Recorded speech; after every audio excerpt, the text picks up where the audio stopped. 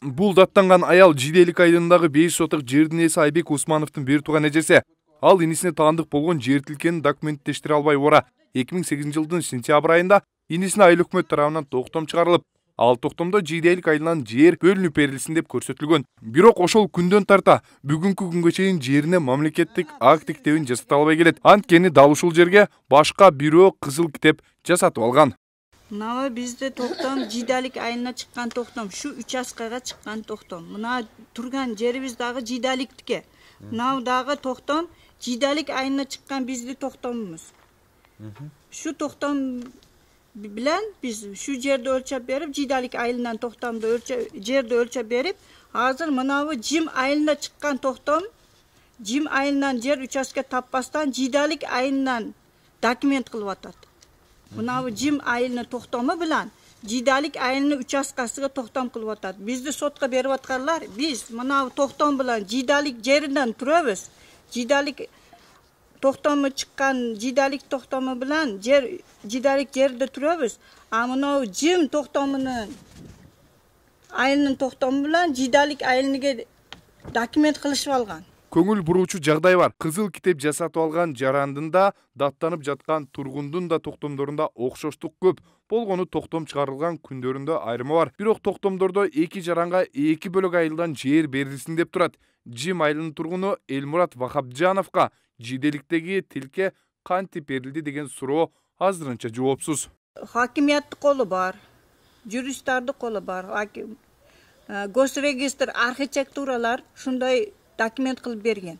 Атам билен апамы киргизмаслык максаты ошо, кыл бербейм, чыккыла деп карларды урмат кылбайсыздан кайдап чыгарып чыккан максаты дагы шуларга жерди сатыш ниети болгон. Улар акчасын алып коюп Жим айылынын тургунуга Жиделик айылдагы жер участкага документ кылып бериш.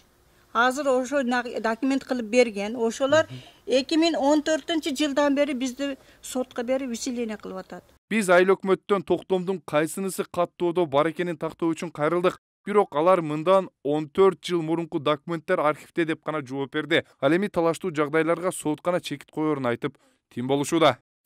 Азыр эми ушуну далилдеп бериш үчүн бизде каттоо журналыбыз бар. Ушул каттоо журналда катталат. Эгерде ушул токтом тууралыгы боюнча ушул журналда катталат, анан кийин эгер туура эмес токтом болсо ошол журналда катталбайт. Бул катар номерди мисалга мүмкүн эмес, эгерде бузган болсо жоопко тартылат. Ал журналды бизде текшерүүчү органдар келгенде ар дайым текшерип, муну катуу көзөмөлгө алышат да.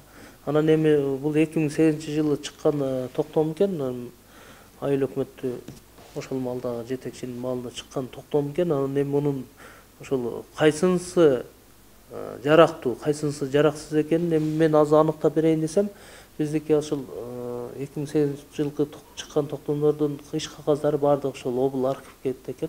Ошол архивден эми тапса болот да муну.